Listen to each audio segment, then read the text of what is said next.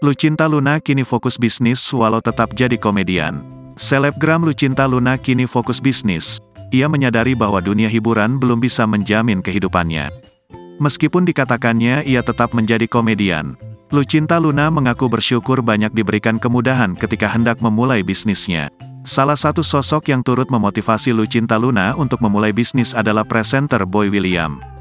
Bahkan, Lucinta takjub karena Boy William mampu mendirikan sebuah villa mewah di Bali. Semuanya dari Boy, karena kan Boy William itu kan otaknya otak bisnis ya. Aku saja nggak ngangka Boy punya villa segede rumah Kim Kardashian, belum tahu kan? Di Bali, Ubud, papar Lucinta. Ia kini bersyukur diberikan kemudahan untuk belajar mengembangkan usaha. Bahkan, ini menjadi salah satu impiannya saat mengalami masa kelam karena terjerat kasus narkoba dan menjadi narapidana pada tahun 2020.